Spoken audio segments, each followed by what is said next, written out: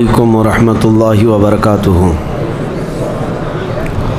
الحمد للہ وکفا وسلام علی حبیبہ المصطفیٰ اما بعد فاعوذ باللہ من الشیطان الرجیم بسم اللہ الرحمن الرحیم ان اللہ وملائکتہ یصلون علی النبی یا ایہا الذین آمنوا صلوا علیہ وسلموا تسلیما اللہم صل علی سیدنا محمد معدن الجود والکرم وآلہ واصحابہ الکرام وابنہ الکریم وبارک وسلم بحمدہ تعالی وبکرم مصطفیٰ صلی اللہ علیہ وسلم۔ آج کی اس شب میں قرآن عظیم کے 24 پارے مکمل ہو چکے۔ اللہ کریم بقیہ قرآن عظیم کے بچے ہوئے پاروں کو صحیح تجوید سے پڑھنے اور آپ کو سماعت کرنے کی توفیق عطا فرمائے۔ آج رمضان المبارکہ کے آخری عشرے کی پہلی رات ہے، یعنی 21ویں شب ہے، اور فرمان مصطفیٰ صلی اللہ تعالی علیہ وسلم کے مطابق کہ شب قدر کو رمضان کی آخری طاق راتوں میں تلاش کرو۔ طاق راتوں کا مطلب یہی ہے 21، 23، 25، 27 اور 29۔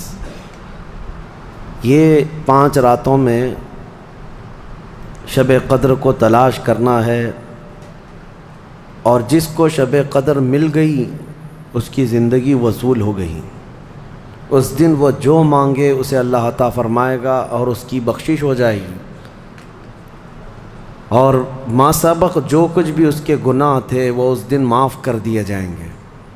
اسی لیے اس رات کو تلاش کرنے کا اہتمام بزرگوں کا پہلے سے رہا ہے، بلکہ ان 5 راتوں کو ہمارے بزرگوں نے ایسے اہتمامات کے ساتھ بیدار رکھا ہے کہ لوگ اس میں کچھ نہ کچھ عبادت کرتے رہیں اور دین سے جڑے رہیں، کہ اگر یہ لمحہ ہمیں شب قدر کا مل گیا تو اللہ تعالی ہماری بخشش فرمائے۔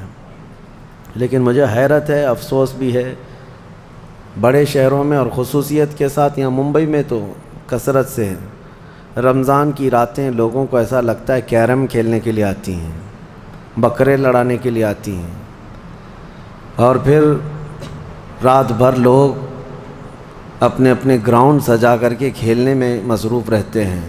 تف ہے اور افسوس ہے اس قوم کے لیے۔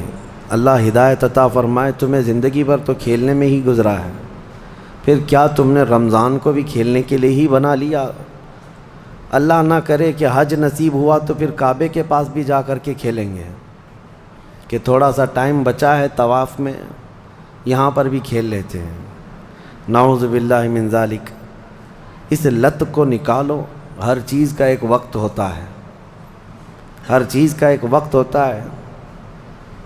اگر آپ کے گھر میں مناسبات تقریبات ہوتی رہتی ہیں، کبھی شادی کی تقریب ہے، کبھی کسی کا انتقال ہو گیا ہے، غم کی تقریب میں چہلم ہو رہا ہے، لیکن اگر ان تقریبات میں کوئی غیر مناسب حرکت ہونے لگ جائے تو آپ کو کیسا لگے گا؟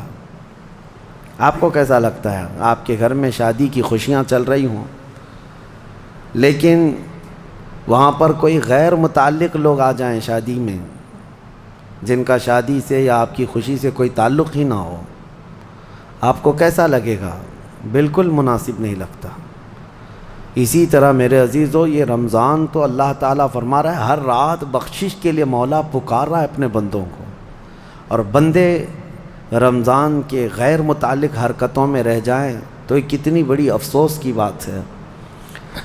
آج ہم نے جو تلاوت کی ہے اس میں سورہ مؤمن، سورہ حامیم السجدہ، اور اس سے پہلے سورہ زمر کی آیتیں بھی تلاوت کی ہیں۔ سورہ زمر میں اللہ تعالیٰ فرماتا ہے قیامت کے دن کا منظر، کیسے قیامت قائم ہوگی۔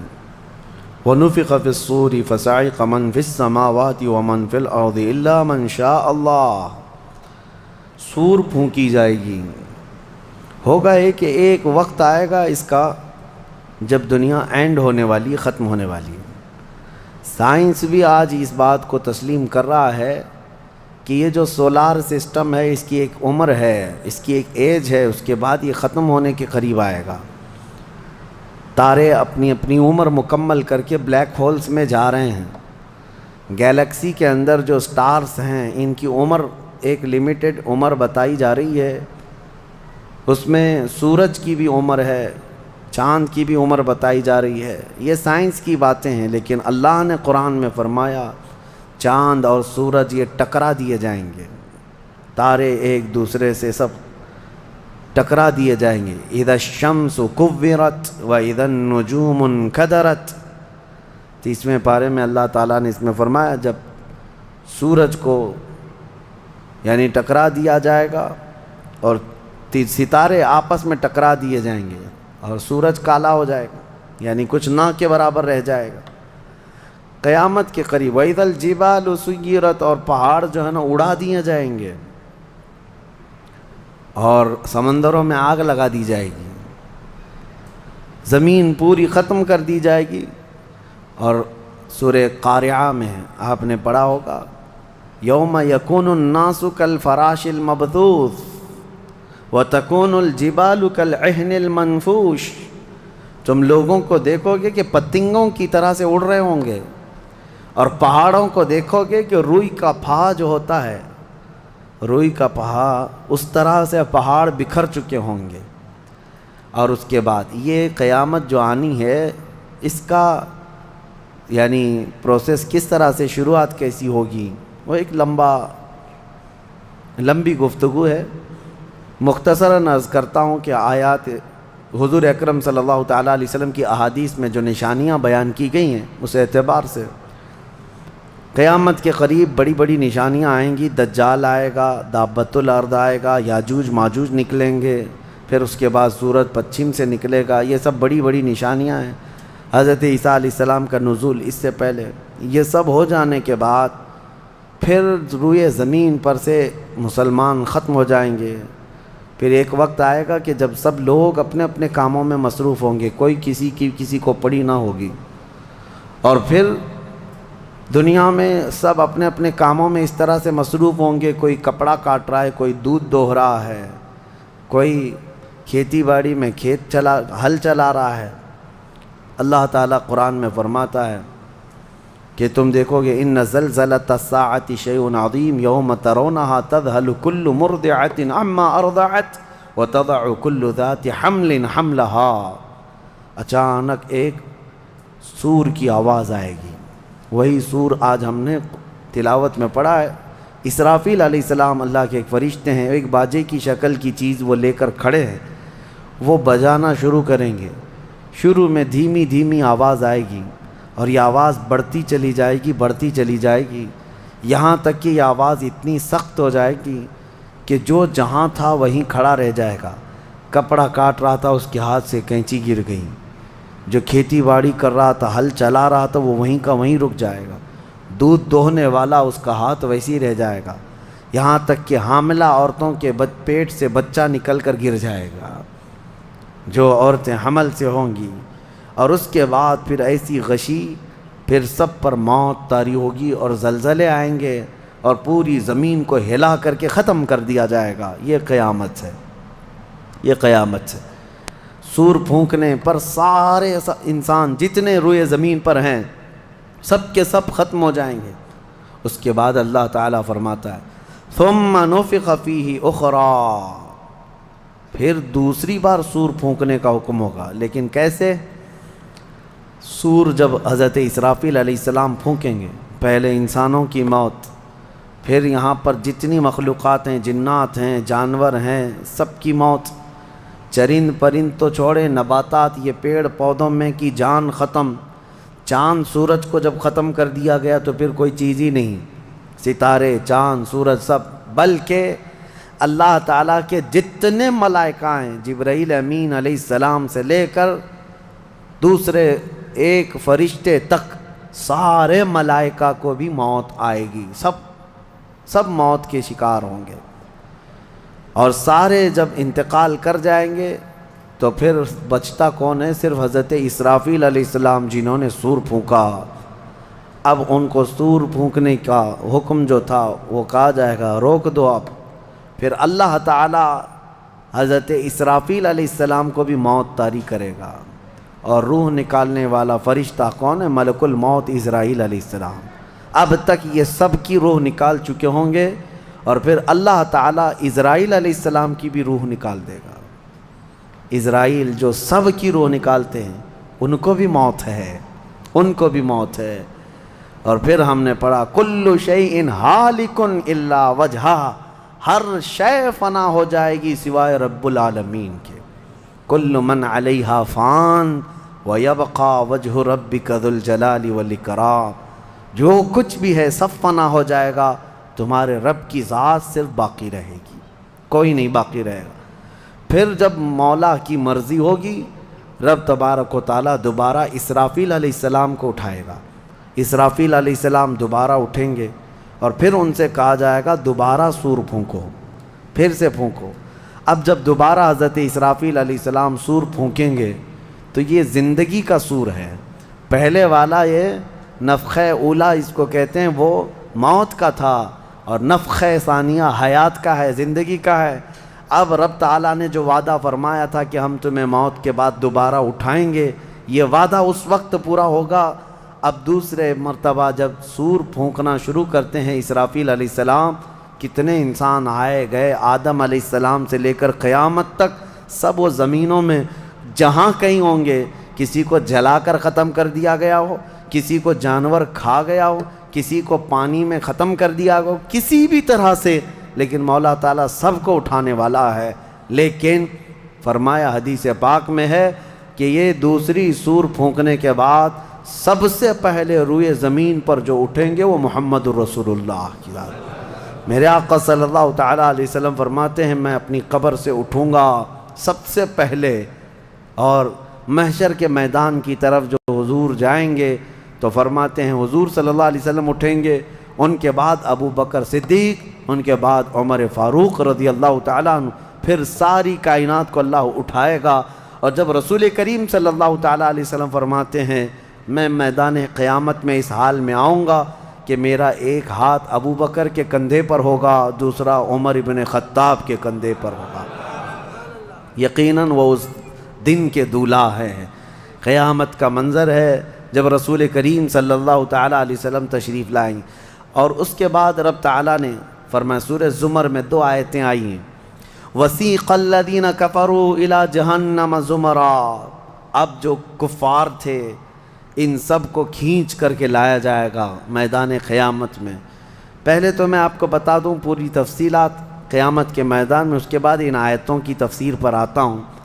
پھر جب سب کو اٹھا دیا گیا تو ایک زمین ہوگی، اب وہ زمین کہاں ہوگی وہ اللہ بہتر جانتا ہے کس جگہ، کیونکہ یہ زمین ہے ہی نہیں، یہ آسمان ہے ہی نہیں، تو پھر اس وقت بنے گا کیا یہ اللہ ہی بہتر جانے۔ کہاں بنے گا، کس طرح بنے گا، اس میں ہم نہ سوچ سکتے ہیں نہ مثال دے سکتے ہیں۔ اب آپ مجھے بتاؤ یہ جو زمین جس پہ آپ بیٹھے ہیں یہ ختم ہونے والی، کیا رہے گا نیچے؟ آسمان جو دکھ رہا ہے یہ بھی ختم ہونے والا ہے، پھر کیا رہے گا اوپر ہمیں نہیں معلوم، لیکن اللہ کریم ایک زمین بنائے گا جس کے متعلق کہا گیا وہ تانبے اور پیتل سے بنی ہوئی ہوگی، یہ مٹی والی زمین نہیں۔ اور پھر اس کے بعد سورج کو پھر دوبارہ زندہ کیا جائے گا، اور سورج کو سب کے سروں پر لا کر کھڑا کر دیا جائے گا۔ اب وہ زمین اور جس میں سارے انسانوں کو جمع کر دیا گیا ہے، آپ اندازہ کریں وہ زمین میں نہ کوئی عمارت ہوگی نہ درخت ہوگا، وہ بالکل فلیٹ زمین ہے، صرف میدان ہی میدان ہے۔ ایسا نہیں ہے کہ یہاں پر کوئی میدان اور تھوڑی دور کے بعد کوئی عمارت دکھے گی یا کوئی درخت دکھے گا یا کوئی پہاڑ، نہیں، کچھ نہیں، صرف سیدھی زمین۔ اسی لیے کہ وہاں تم 500 سال بھی اس میدان میں بھاگتے رہو گے تو سائے کے لیے ایک پتا بھی نہیں ملے گا، ایک پتا بھی نہیں، کہاں سایہ حاصل کر سکو۔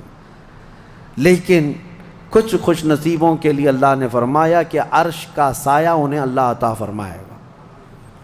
وہ کون لوگ ہیں؟ ان میں کئی لوگ ہیں، جس میں سے ایک ہی میں بتاتا ہوں، رجل تعلق قلبہ بالمساجد، وہ ایسا آدمی جس کا دل مسجدوں میں لگا ہوا ہے، قیامت کے دن اسے اللہ عرش کا سایہ عطا فرمائے گا۔ آپ کی نماز ہو گئی، بیٹھے کیوں ہیں؟ نماز ہو گئی، نماز کے بعد چلے جانا چاہیے، لیکن تمہارا دل مسجد میں لگا ہوا ہے، انہی لوگوں کی فضیلت میں ہے جب قیامت کے دن کوئی سایہ نہ ہوگا، ان لوگوں کے لیے اللہ عرش کا سایہ عطا کرے گا۔ اب یہ جو سارے لوگ جمع ہوں گے، کسی کو کچھ پتہ نہیں کہ ہونا کیا ہے، کسی کو نہیں پتہ کہ کیا ہونا ہے، نفسا نفسی کا عالم ہے اور سب ایک دوسرے کو تک رہے ہیں۔ اب یہی مسئلہ ہے کہ سارے لوگ وہاں پہ کفار بھی ہوں گے، مشرکین بھی ہوں گے، جتنی امتیں پہلے آئی تھی وہ بھی ہیں، انبیاء بھی ہیں، اولیاء بھی ہیں، صلحاء بھی ہیں، صحابہ بھی ہیں، علماء بھی ہیں، سب ہیں، لیکن کسی کو کچھ سوچتا نہیں کہ کیا کیا جائے۔ یہی بے خبری سے پوری مخلوق جو ہے انبیاء کے پاس جاتی ہے۔ انبیاء میں سب سے پہلے ابو البشر سیدنا آدم علیہ السلام سے کہتے ہیں سارے لوگ، آپ تو ہم سب کے باپ ہیں، ہمارے لیے اللہ کی بارگاہ میں سفارش کریں کہ کچھ ہمارے متعلق کیا حکم ہے وہ پتہ چل جائے، ہمیں کہاں جانا ہے، جنت میں یا دوزخ میں، یہ ابھی پتہ چل جائے، حساب بھی نہیں شروع ہو رہا ہے۔ تو آدم علیہ السلام نے فرمایا، وہ فرمائیں گے کہ اے لوگو جاؤ، اس لیے کہ مجھے ڈر ہے اللہ کریم کی بارگاہ میں نے جنت میں وہ ممنوع شجر کا جو پھل کھا لیا تھا، مجھے آج بھی اس کا احساس ہے کہ کہیں رب تبارک و تعالیٰ مجھے اس پر عتاب نہ فرما دے، جاؤ کسی اور کے پاس۔ جتنے نبیوں کے پاس یہ قوم جاتی تھی وہ انبیاء کرام یہ کہتے آج ہمیں خوف ہے اللہ کریم کی بارگاہ میں، وہ قہار ہے، وہ جبار ہے۔ اور میں نے آج ایک آیت یہ بھی پڑھی ہے سورہ مومن میں، اللہ نے فرمایا لمن الملک اليوم، اس دن یہ آواز آئے گی آج کی بادشاہت کس کی ہے، آج کی بادشاہت کس کی ہے؟ پھر اللہ خود فرمائے گا للہ الواحد القہار، ایک قہر کرنے والے خدا کی آج بادشاہت ہے۔ اس دن صرف اس کی سلطنت ہوگی، صرف اس کی حکومت ہے۔ انبیاء، ملائکہ سب ڈرے ہوئے ہیں، پتہ نہیں برسوں یہ قوم گھومتی رہے گی مخلوق۔ عیسیٰ علیہ السلام فرمائیں گے کہ اے لوگو جاؤ محمد الرسول اللہ کے پاس، آج وہ تمہاری سنیں گے اور اللہ ان کی سنے گا۔ پوری مخلوق جب نبی کریم صلی اللہ علیہ وسلم کے پاس آتی ہے تو نبی پاک صلی اللہ تعالیٰ علیہ وسلم فرماتے ہیں ہاں میں اسی کے انتظار میں ہوں۔ پھر حضور صلی اللہ علیہ وسلم سجدے میں گرتے ہیں اور اللہ کو منانے لگتے ہیں کہ مولا ہے تو تیرے بندے، تو حساب تو شروع فرما۔ اس کو کہتے ہیں شفاعت کبریٰ۔ یہ کیا ہے؟ شفاعت کبریٰ، بڑی شفاعت۔ یہ سب کے لیے، کافروں کے لیے، مشرکوں کے لیے، سب کے لیے۔ یعنی حضور کی پہلی شفاعت کس کام کی تھی؟ کہ اللہ حساب تو شروع کرے، یہ شفاعت کبریٰ ہے، حساب شروع کرے مولا تعالی۔ ساری انسانیت کے لیے حضور جب سجدے میں گرتے ہیں اللہ کریم فرماتا ہے ارفع رأسک یا محمد۔ حضور نے یہ فرمایا ہے کہ اس دن میں سجدے میں ایسی ثنا اور ایسی حمد بیان کروں گا اللہ کی جو آج تک کسی نے نہیں بیان کی ہوگی، اور اسی دن مجھے اللہ وہ تلقین بھی فرمائے گا۔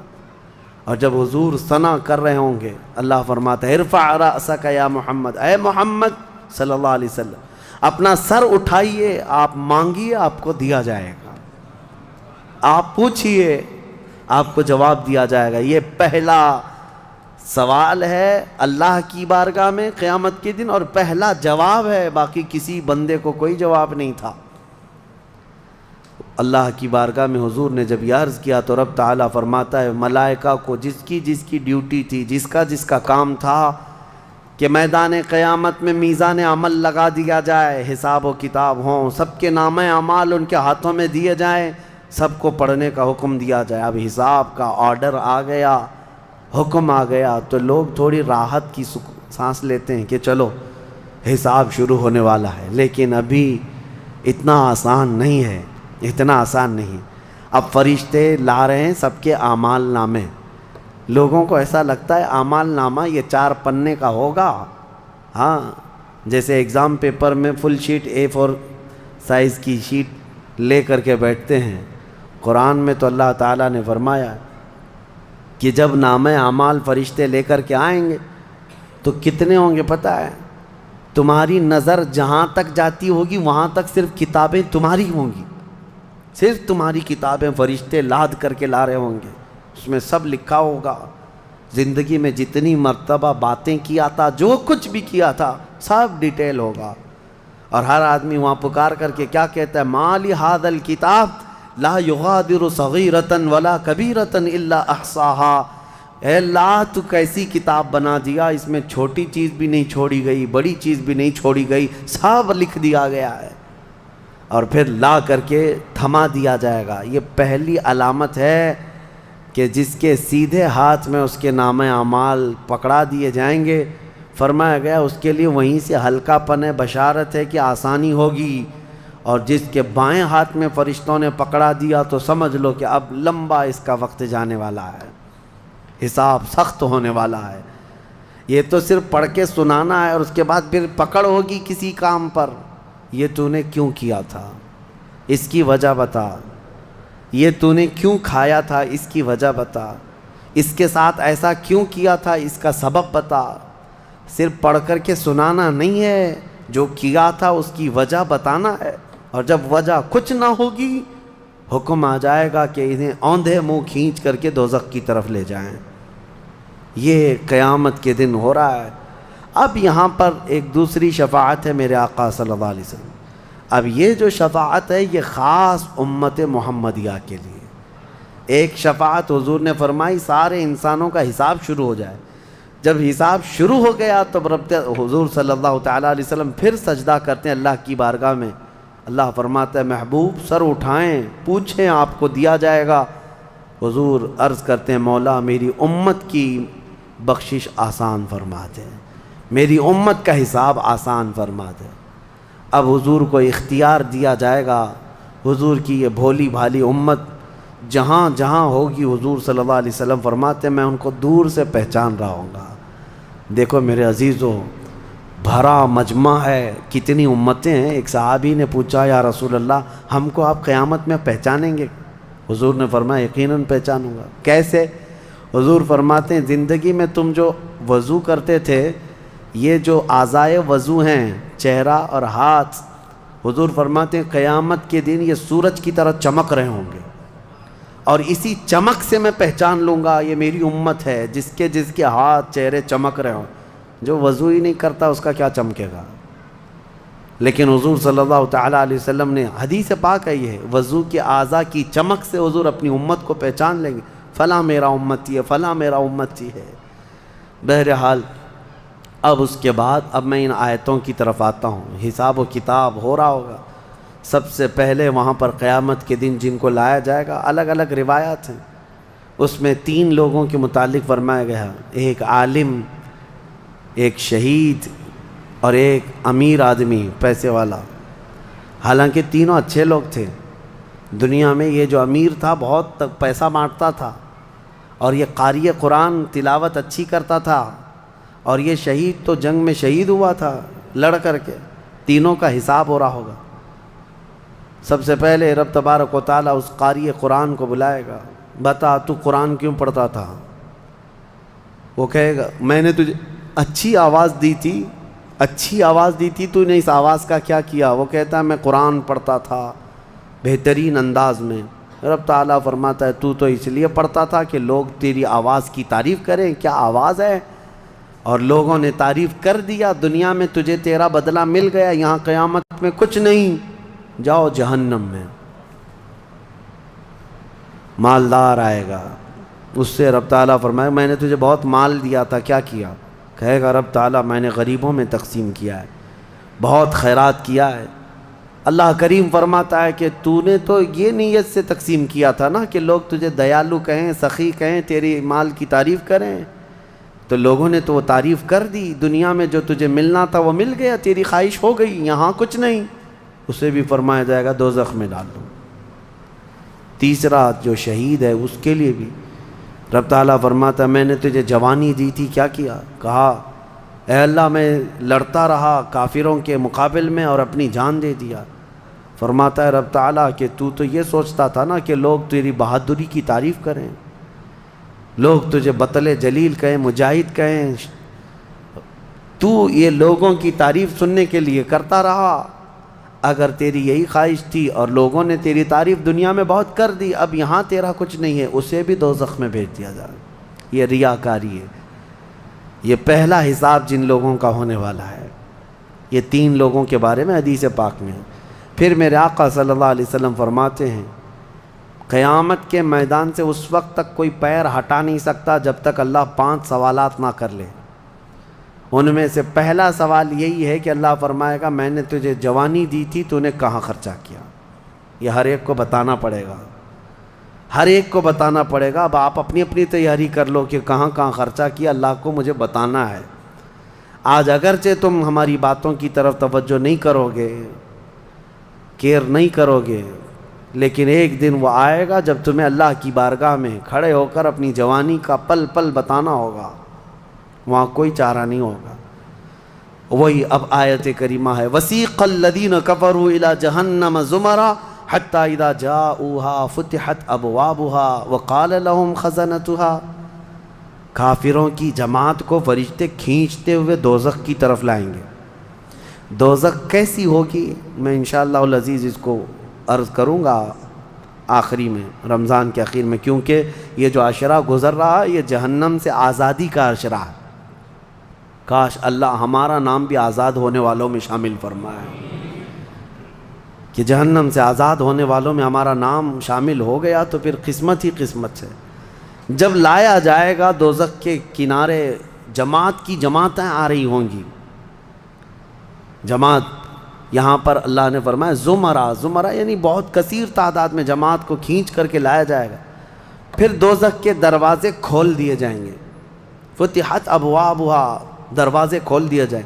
وقال لهم خزنتها، اور جو دربان ہے دوزخ کے دروازے پر، حضرت مالک، وہ فرشتے ہیں، بڑے سخت قسم کے فرشتے ہیں، وہ ان سے پوچھیں گے، جو جماعت دوزخ میں ڈالے جانے کے لیے لائی جا رہی ہوگی ان کو پہلے پوچھیں گے الم یأتکم رسل منکم یتلون علیکم آیات ربکم وینذرونکم لقاء یومکم ھذا، اے لوگو کیا تمہارے پاس اللہ کا کوئی رسول نہیں آیا تھا؟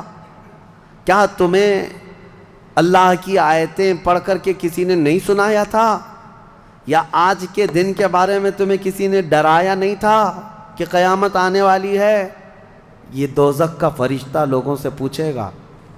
قرآن میں اللہ فرماتا ہے تو لوگ کیا کہیں گے؟ قالوا بلا ولکن حقت کلمۃ العذاب، وہ کہیں گے ہاں کیوں نہیں آئے تو تھے لیکن ہم جھٹلا دیے تھے، نبیوں کے پیچھے نہیں چلے، قیامت کے دن پر یقین نہیں رکھے، اور عذاب ہمارے اوپر واجب ہو گیا، ہم جا رہے ہیں۔ قیل ادخلوا ابواب جہنم خالدین فیہا، ان سے کہا جائے گا ادخلوا ابواب جہنم، داخل ہو جاؤ جہنم کے دروازوں میں، خالدین فیہا، ہمیشہ تم رہو گے یہاں پر۔ یہ کافروں کے لیے ایسی آواز آئے گی کہ وہ چیخ مارتے ہوئے دوزخ میں کود رہے ہوں گے۔ فبئس مثوى المتکبرین، اللہ فرماتا ہے کیا ہی بری جگہ ہے، کیا ہی برا ٹھکانہ ہے یہ گھمنڈ کرنے والوں کا، زمین پہ اترانے والوں کا جو اللہ کو نہیں مانتے تھے۔ اب سنیے 1000 سال تک دوزخ میں جلتے کڑتے رہیں گے، پکارتے رہیں گے، پکارتے رہیں گے، اے مالک اے مالک اے مالک اے مالک۔ کون؟ جو دربان دوزخ ہے، دربان ہے دوزخ کے دروازے کا، وہ 1000 سال کے بعد سن کر کے پوچھیں گے کیا بات ہے تمہاری، کیا چاہتے ہو؟ کفار و مشرکین کہیں گے کہ ہماری بات کرا دے اللہ سے، ہماری بات کرا دے اللہ سے کہ کچھ ہم پر بھی رحم ہو جائے۔ حضرت مالک کہتے ہیں خدا قہار ہے غضب پر، خدا قہار ہے غضب پر۔ اللہ کریم کی بارگاہ میں بات کرنے کی بڑے بڑے فرشتوں کی ہمت نہیں ہے، کہیں گے ابھی نہیں میں بات کرا پاؤں گا۔ پھر وہ 1000 سال اور عذاب میں جلتے رہیں گے، چیختے رہیں گے۔ دوسرے 1000 سال کے بعد حضرت مالک پوچھیں گے کیا بات ہے؟ جہنمی کہیں گے کہ اے مالک تو ہماری بات کرا دے اللہ سے۔ آپ کی بار حضرت مالک کہتے ہیں میں ہمت کرتا ہوں، اللہ قدیر و جبار کی بارگاہ میں عرض کرتے ہیں مولا جتنے بھی دوزخ میں جا چکے وہ تجھے فریاد کر رہے ہیں، وہ تجھ سے بات کرنا چاہتے ہیں۔ اب رب تعالیٰ کی طرف سے جواب آتا ہے حضرت مالک کو، اے مالک ان دوزخیوں سے کہہ دو کہ آج کے بعد رب تبارک و تعالیٰ نہ ان کی طرف نظر فرمائے گا نہ کلام کرے گا۔ لا یکلمہم اللہ یوم القیامت ولا ینظر الیہم، ان کی طرف رب تعالیٰ دیکھنا بھی نہیں چاہتا۔ وہ قدیر و جبار خدا جب دنیا میں ہر دن بلا رہا تھا، آجا میرے بندے میرے پاس، آجا میرے بندے میری طرف آجا، ففروا الی اللہ، اللہ کی طرف دوڑ پڑ، نہیں سنتا تھا، ایک دن بھی نہیں سنا، اور جہنم میں جانے کے بعد پکار رہا ہے۔ رب تعالیٰ فرماتا ہے اب اللہ ان کی طرف دیکھنا بھی نہیں چاہتا۔ حضرت مالک جب یہ پیغام سنا دیتے ہیں اللہ کا، جہنم میں ایسی چیخ نکلتی ہے جہنمیوں کی کہ پورا جہنم ہلنے لگ جاتا ہے، کانپنے لگ جاتا ہے ان جہنمیوں کی چیخ سے، کہ اب ان کو کہہ دیا جاتا ہے خالدین فیہا، اب تم ہمیشہ کے لیے رہو گے یہاں پر۔ اسی لیے میرے عزیزو کفر سے ڈرو، کفر سے ڈرو۔ گناہ کرنے کے بعد معافی ہے لیکن کفر کی معافی نہیں۔ اسی لیے اولیاء امت ڈرا کرتے تھے کہ کہیں موت سے پہلے ایمان چلا گیا، کفر پر موت ہو گئی تو کیا ہوگا، پھر ہمیشہ کے لیے دوزخ میں جانا پڑے گا، نہ وہاں کسی کی سفارش ہوگی نہ کوئی شفاعت ہوگی۔ شفاعت اور سفارش گنہگاروں کے لیے ہے، کافروں اور مشرکین کے لیے نہیں۔ قرآن میں اللہ نے فرمایا ان اللہ لا یغفر ان یشرک بہ ویغفر ما دون ذلک لمن یشاء، بے شک اللہ تعالیٰ اس کے ساتھ کیے ہوئے شرک کو اور کفر کو ہرگز معاف نہیں کرے گا، اور اس کے علاوہ جو کچھ بھی کیا ہے اللہ سب معاف کرے گا، کفر کو اور شرک کو معاف نہیں کرے گا۔ اب سنیے دوسری آیت ہے، وَسِيقَ الَّذِينَ اتَّقَوْا رَبَّهُمْ إِلَى الْجَنَّةِ زُمَرًا، اس میدان قیامت میں کچھ وہ جماعتیں بھی ہیں جو دنیا میں تقوی حاصل کر چکی تھی، فرمان خدا پر چلتی تھیں، ان کی نمازیں ٹھیک تھی، اللہ سے ڈرتے تھے، اپنی راتیں وہ رو رو کر گزارتے تھے، مولا کو پکارتے تھے۔ وہاں قیامت کے دن اللہ ان کے حال یہ ہیں کہ ان کا استقبال ہو رہا ہوگا، فرشتے ان کو سجا کر کے لا رہے ہوں گے، اور وہ بھی جماعت کے ساتھ جا رہے ہوں گے جنت کی طرف۔ تو جیسی وہ پہنچیں گے فتحت ابوابہا، قرآن میں ہے 7 دروازے جنت کے ان کے لیے کھول دیے جائیں گے۔ یہ پرہیزگار لوگ ہیں، یہ تقوی والے لوگ ہیں۔ جیسے ہی جنت کے دروازے کھلیں گے وقال لهم خزنتها، وہاں پر بھی دربان ہے ایک، جنت کے دروازوں کا دربان وہ حضرت رضوان ہے علیہ السلام، وہ فرشتہ وہاں پر ہے، جنت کے دربان ہے۔ جیسے ہی یہ جماعتیں قریب پہنچیں گی دروازوں کے، کیا کہے گا دربان جنت؟ وقال لهم خزنتها سلام علیکم طبتم، مبارک ہو، اللہ کی سلامتی ہو تم کو۔ یہ جو ہم سلام کرتے ہیں نا السلام علیکم، یہ جنتی سلام ہے۔ یہ دربان جنت جو داروغہ ہے جنت کے دروازوں کا، وہ سلام کرے گا فرشتہ جو آ رہے ہیں جنت میں، سلام علیکم طبتم، مبارک ہو، خوش آمدید، اللہ کی سلامتی ہو، فادخلوها، آ جاؤ جنت میں داخل ہو جاؤ، خالدین، ہمیشہ کے لیے، اب تم بھی یہاں سے نہیں جاؤ گے۔ اب ہمارے اس چھوٹی سی زندگی میں بتاؤ میرے عزیزوں، اب اندر جیسے ہی جنتی داخل ہوتے ہیں کیسے، سب سے پہلی نعمت کیا ملتی ہے جنت میں؟ اللہ اکبر، آپ کے لیے اور ہمارے لیے سیب ملے گا، انگور ملے گا، گوشت ملے گا کھانے کے لیے، کیا ملے گا میرے عزیزوں؟ سب نعمتیں اپنی جگہ پر، لیکن فرمایا گیا جنتی جیسے ہی جنت میں پہلا قدم رکھتا ہے محمد الرسول اللہ کھڑے ہوں گے، میرے آقا صلی اللہ تعالیٰ علیہ وسلم ہوں گے اپنے امتیوں کے استقبال کے لیے۔ اس سے بڑی نعمت کیا ہے میرے عزیز؟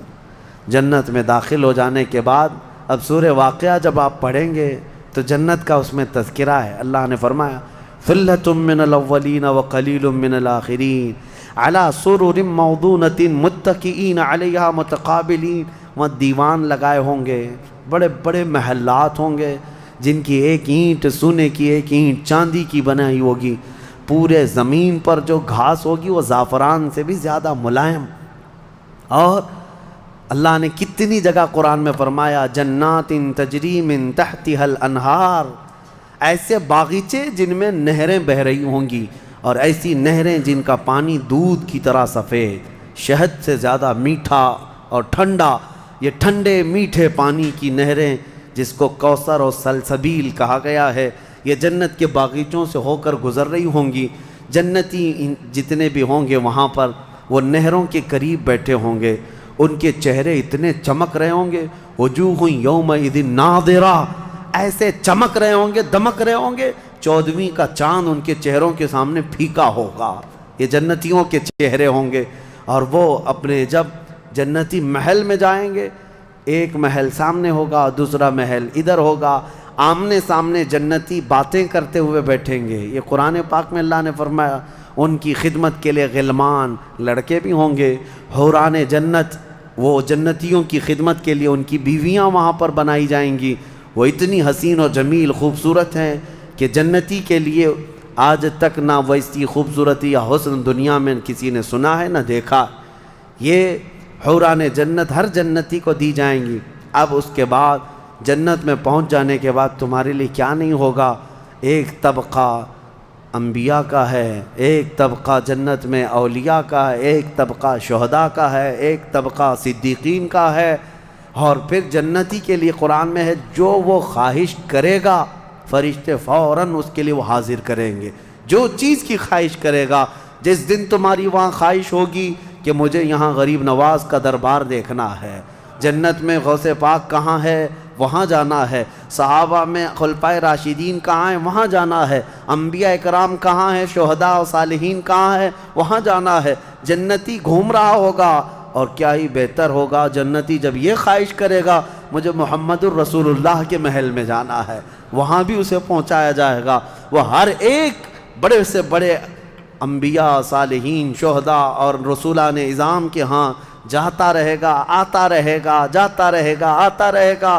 جنت کی نعمتیں اس کی ختم نہیں ہوں گی، یہاں تک کہ اللہ کریم فرمائے گا حوران جنت کو یہ میرے وہ بندے ہیں جو صرف میری حمد سنتے تھے دنیا میں، اے حوران جنت تم اپنی میٹھی آواز میں اب میری حمد ان کو یہاں سناؤ۔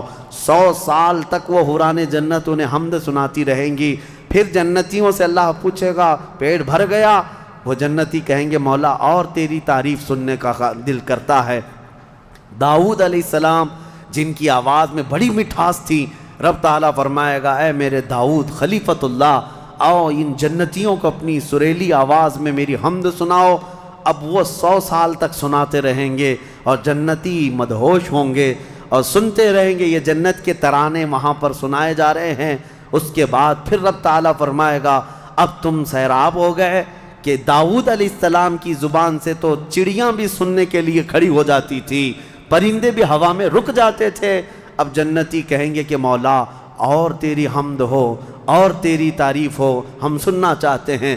رب تعالیٰ جب فرمائے گا اے فرشتوں حجابات ہٹاؤ، اب میں سناؤں گا اور میرے بندے سنیں گے۔ اب یہ جنت کی سب سے بڑی نعمت وجوہ یومئذ ناظرہ الی ربہا ناظرہ، مولا فرماتا ہے چہرے چمک رہے ہوں گے اس بات کے لیے کہ بغیر حجاب کے وہ اپنے اللہ کو دیکھ رہے ہوں گے۔ اس سے بڑی نعمت جنتی کو کچھ نہیں ہے کہ مولا کریم حجابات ہٹا دے گا، جس کے تم یہاں سجدے کرتے ہو، جس سے تم گڑ گڑا کر مانگتے ہو، وہ مولا جنت میں پردے ہٹا دے گا۔ اور فرمایا گیا جنت کی سب سے بڑی نعمت دیدار الہی ہے۔ اسی لیے رمضان میں بھی میرے آقا نے فرمایا افطار کرنے والے کو دو خوشیاں دی جائیں گی، کہ جب بندہ افطار کرتا ہے تو اس کے لیے بھی یہ فرمایا گیا ہے کہ جیسے ہی وہ افطار کرتا ہے، ایک تو اس کے پیٹ ٹھنڈے ہونے کی خوشی ہے، گلا تر ہونے کی خوشی ہے، لیکن دوسری خوشی ہر افطار کرنے والے روزے دار کے لیے کہ رحمان فرمائے گا میں نے تیرا محفوظ کر لیا ہے جنت میں، اب تجھے میں اپنا دیدار کراؤں گا۔ روزے داروں کو اللہ کا دیدار ہوگا، تو یہ جنتی جنت میں پہنچ جائیں گے، دوزخی دوزخ میں پہنچ جائیں گے۔ میں نے یہ جو 2 آیتیں آئی تھی اس کی تفسیر آپ کے سامنے رکھ دی، فیصلہ تمہارے پاس ہے، زندگی کیسی گزارو گے۔ لیکن میرے آقا نے فرمایا جنت کا جو راستہ ہے نا وہ کیسا ہے؟ کانٹوں سے بھرا ہوا ہے یہاں دنیا میں۔ جہنم کا راستہ پھولوں سے سجا ہوا ہے، بہت ٹھنڈا ہے، بہت آرام دہ ہے۔ دوزخ کا راستہ، میں الٹا تو نہیں بول رہا، سیدھا ہی بول رہا ہوں، جہنم کا راستہ پھولوں سے سجا ہوا ہے اور جنت کا راستہ کانٹوں سے بھرا ہوا ہے۔ میرے آقا نے فرمایا یہاں دنیا میں کانٹوں سے بھرا ہوا ہے، لیکن اس پر اگر کوئی چل گیا تو وہ کانٹے ختم ہوتے ہی اس کے لیے جنت کے باغات ہیں۔ اور جو دنیا میں ان پھولوں کے راستے کو چن لیا دوزخ کے، جیسے ہی یہ راستہ ختم ہوگا اس کے بعد صرف آگ ہی آگ ہے، آگ ہی آگ ہے۔ چنو کون سا راستہ، تم یہاں کے پھول چاہتے ہو یا پھر آخرت کے باغیچے، یا یہاں کے کانٹے اور آخرت کی آگ؟ یہ تمہارے ہاتھ میں ہے، کس طرح سے تم اپنی زندگی کو متعین کرتے ہو۔ بس یہ رمضان کی آج پہلی طاق ہے، ہو سکتا ہے آج شب قدر ہو، اور اللہ کریم کی بارگاہ میں مانگو کہ اے اللہ ہمیں بن مانگے تو نے اپنے حبیب کی امت میں پیدا کیا ہے، اور ہم تیری بارگاہ میں اب سوال کرتے ہیں مولا تو اپنی جنت سے ہم غریبوں کو محروم نہ فرما۔ اے اللہ ہم تیری دوزخ میں جانے، ہم تیری جنت میں جانے کے قابل تو نہیں، لیکن تیری دوزخ کا عذاب سہنے کے بھی قابل نہیں۔ بس تو اپنے فضل اور جود و کرم سے ہم سب کی بخشش کر اور ہمیں جنت عطا فرما۔ الہی لست للفردوس اہلا ولا اقوى على نار الجحیم فاغفر ذنوبی بفضل جودک یا اللہ۔ وآخر دعوانا ان الحمد للہ رب العالمین۔ السلام علیکم۔